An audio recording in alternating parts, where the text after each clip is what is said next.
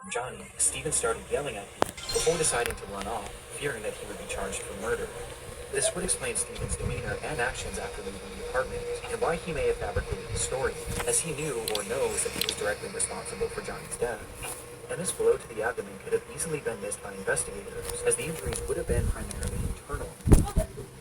The second theory is that upon arriving home, Johnny naturally experienced a medical emergency, leading to this catastrophic GI bleed.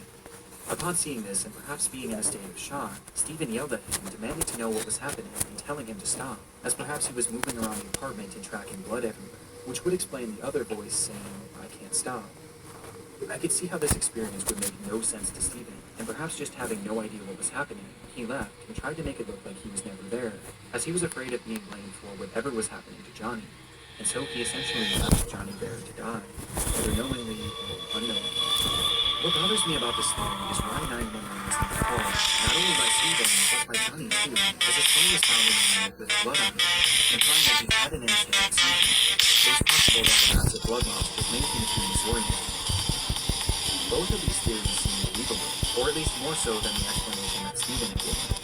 However, in October of 2022, Johnny's case would officially be closed for good, with Stephen being cleared of any wrongdoing, as Johnny's death was labeled the same way that it always has been, a medical emergency that couldn't be further elaborated on, with the most relevant evidence being that Stephen's shoe prints were not found in blood, but Johnny's were, implying that he had not been part of the struggle. But in my mind, this can be explained by both theories mentioned previously. Though regardless, without the possibility of an autopsy, this is likely where this case ends for good.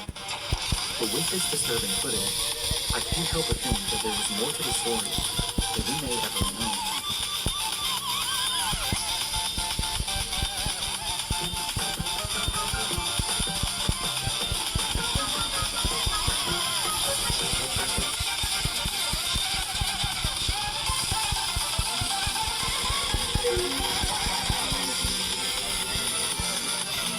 It was around 7:30 a.m. on a warm July morning back in 2019.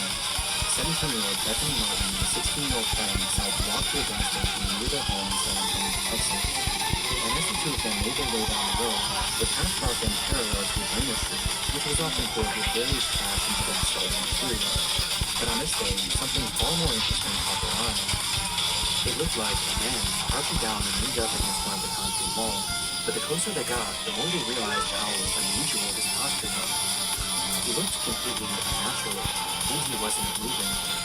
And by the time they came face to face with him, the reality of the situation was apparent. They had just found a dead body. This discovery was enough to traumatize anyone, especially two teenagers. And upon calling the police and being sent on their way, Bethany and her friend would make a long walk back home, contemplating what to do next, before they eventually landed on the idea of sharing their experience with the world. And so, as soon as they got in the door, they began to set up lights on their camera in order to film a TikTok.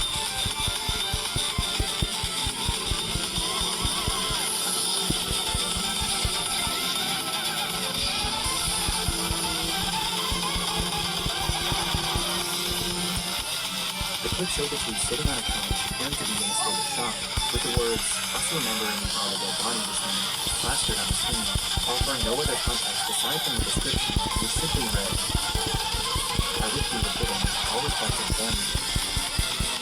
Some offered sympathy for the girls, while others viewed their post as insensitive and exploitative, but others weren't even convinced it was real, largely due to this glaring lack of context. But any doubt of this post's legitimacy would be quickly thwarted by a discovery made not even one full day later, as it was revealed that this recording hadn't actually been the only video that these two girls had made on the fateful day. On their walk to the gas station, the girls had stumbled across the body of 25-year-old Marcus Adams, with the young man having seemingly perished earlier that morning, with it being apparent that he had taken his own life. But upon finding Marcus, the girls weren't actually overwhelmed with sadness or even shock, as instead, their focus immediately went to something different, as something on the man's body that caught their attention. His necklace. The girls really liked it. In fact, the unnamed 16-year-old said that it matched her fashion perfectly. And so, before police arrived, the two would once again pull out their phone and start recording, showing Bethany approaching the body with an intention to use the man's necklace, which she eventually does, removing it around and putting it to her phone.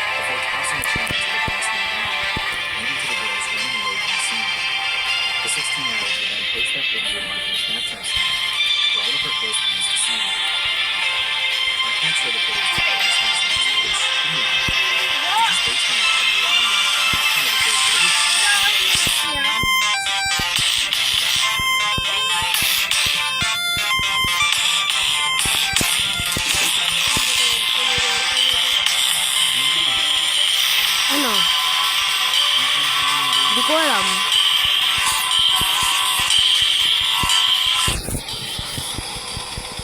There's something so uniquely disturbing. It's clear that upon finding the body, there was no real emotional impact on them, at least none that outweighed their desire to steal them. And as if stealing from this man who had just taken his own life, and posting it for all their friends to see as if it were a joke wasn't horrible enough, they then immediately posted this other video to TikTok in an attempt to garner sympathy. It's truly awful, and maybe even more appalling by reports that claim that the 16-year-old actually warned Mr. Medallion in the TikTok video and in others made following his posting. And unfortunately, their actions had even more sudden consequences, as the footage from the Snapchat story was quickly downloaded by someone they knew and posted onto an app called Nextdoor, the footage being totally uncensored. And it was on this app where it's claimed that many of Marcus Adams' own family members could see the footage, many of whom weren't even aware that he was deceased.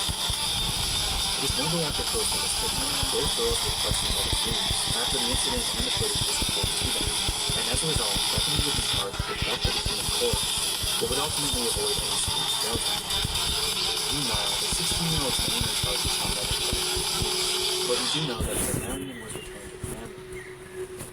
Perhaps unsurprisingly, Bethany would later come back to her TikTok page shortly after her arrest and share her side of the story, where she gave a less than half-hearted apology, while also claiming to be a victim, saying that her friend had pressured her to steal from Marcus, as well as pressured her into making that TikTok in the first place, because she thought it would be a hit, though obviously this didn't go over well.